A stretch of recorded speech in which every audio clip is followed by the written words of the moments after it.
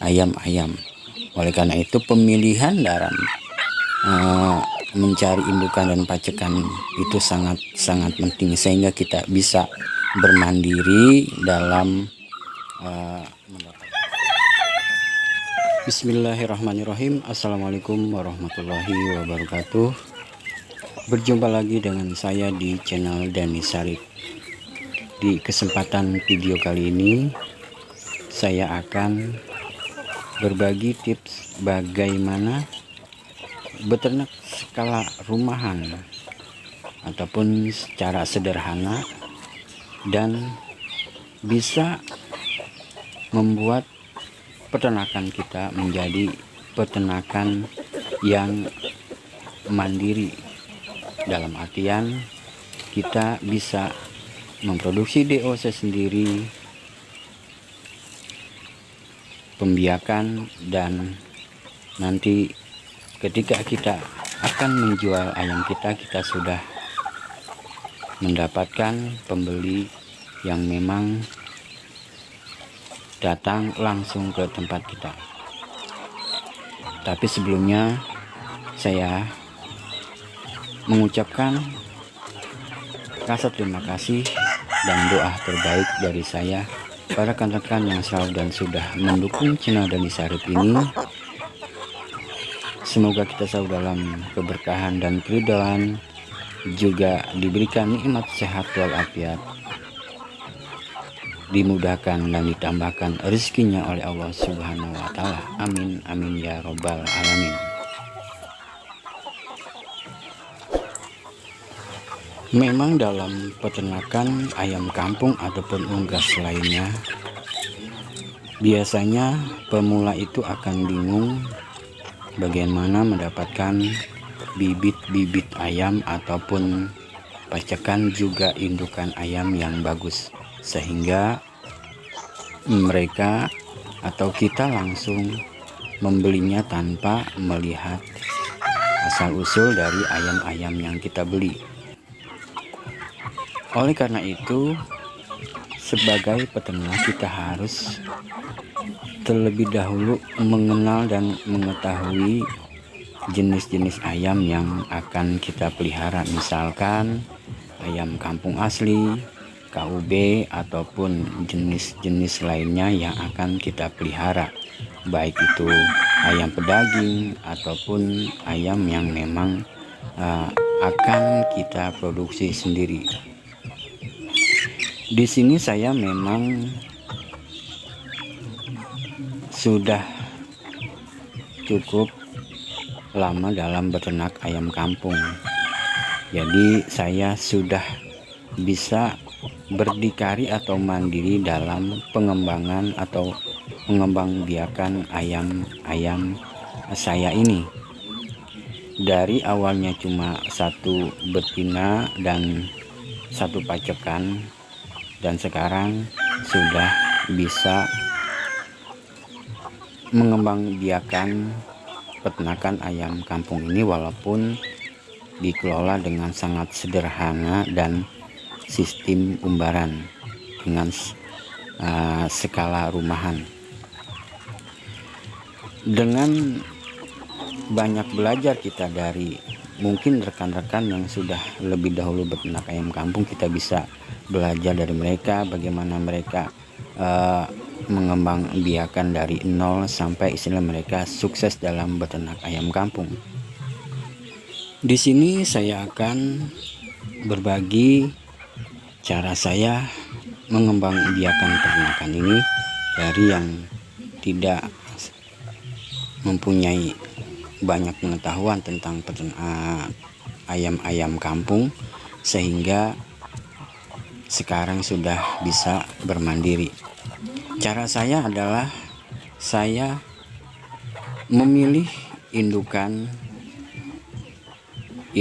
yang bagus, dan itu cara memilih indukan yang bagus mungkin rekan-rekan bisa melihat video saya terdahulu bagaimana mencari indukan yang bagus dan mencari pacekan yang bagus, dan itu juga sudah saya buat videonya. Rekan-rekan bisa melihat di video-video saya yang terdahulu bagaimana mencari pacekan yang bagus. Dari dua hal ini kita bisa atau nanti kita bisa mendapatkan DOC atau keturunan ayam-ayam yang bagus, sehingga dari situlah kita bisa memulai dan memilih DOC yang kita besarkan, dan nantinya itu juga ketika sudah besar, DOC yang sudah besar itu kita bisa pilih lagi dan memilah lagi untuk dijadikan indukan dan pacekan yang lebih bagus dari awal. Ini saya lakukan dan alhamdulillah saya sudah bisa mencetak indukan yang bagus dan DOC. Buat mencetak DOC juga pacekan yang bagus, sehingga nantinya keturunan ayam itu akan besar dan bisa mendapatkan postur bobot ayam yang bagus dan ayam-ayam yang sehat, karena ayam yang sehat juga ditentukan oleh keturunan yang bagus, bukan karena kita memberikan vitamin ataupun pakan-pakannya bagus, tapi kalau memang ayamnya atau DOC-nya tidak bagus dari indukannya, itu juga akan mempengaruhi perkembangan dari ayam-ayam. Oleh karena itu pemilihan dalam mencari indukan dan pacekan itu sangat penting, sehingga kita bisa bermandiri dalam mendapatkan DOC. Dan apalagi yang harus kita lakukan adalah memilih telur-telur yang memang akan ditetaskan oleh ayam-ayam kita atau ayam betina kita, dan itu biasanya mempunyai berat yang maksimal, dan itu harus kita ketahui agar memang nanti ketika telur menetas DOC-nya tidak kecil, tetapi DOC-nya yang kita pilih itu adalah DOC pilihan, karena memang telur-telurnya kita sudah pilih. Lalu apalagi yang harus kita perhatikan untuk menjadikan peternakan kita yang sederhana ini menjadi peternakan mandiri adalah kita membiasakan ayam-ayam kita itu istilahnya membuat komunitas mereka, dalam artian satu pacekan itu tidak terlalu banyak indukan, dan itu kita sesuaikan dengan indukan yang kita punya. Misalkan ini adalah satu pacekan, harus kita batasi dengan 5 indukan betina yang memang kita harus pilih, dan ini memang sudah standarnya satu pacekan itu 4 atau 5 ekor indukan betina. Jadi perkawinan yang mereka lakukan ataupun perkawinan yang mereka lakukan itu akan menghasilkan telur-telur juga DOC yang bagus nantinya. Jadi istilahnya tidak dipaksakan untuk pacekan itu mengawini betina yang tidak terlalu banyak, dan betinanya juga tidak terlalu bertelur terlalu banyak, tetapi kita batasi dengan standar yang kita harus punya. Misalkan setiap indukan itu ngerami telurnya 10, kita harus tetapkan itu standar kita 10 butir. Yang harus ditetaskan ini dalam artian penetasan tidak menggunakan mesin penetas, tapi menggunakan pengeraman secara alamiah. Mungkin lain lagi bila kita menggunakan mesin penetas dengan kapasitas yang mungkin penetasannya itu banyak. Di sini karena saya menggunakan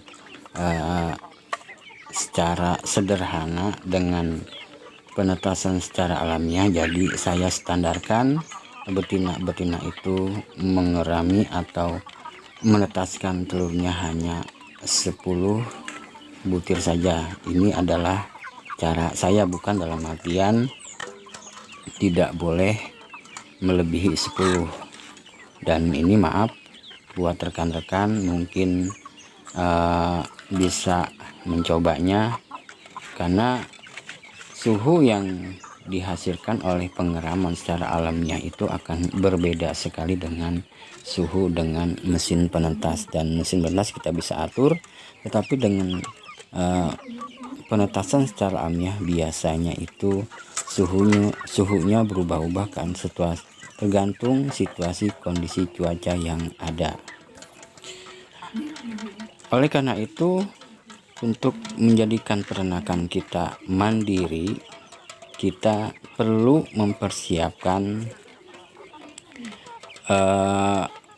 hal-hal yang demikian tadi, di samping kandang-kandang yang harus kita siapkan. Mungkin kalau kandang-kandang itu menurut saya adalah tergantung dari si peternak ya. Mungkin kalau saya itu masih menggunakan cara sederhana dengan kandang-kandang yang ala kadar, yang mungkin yang sudah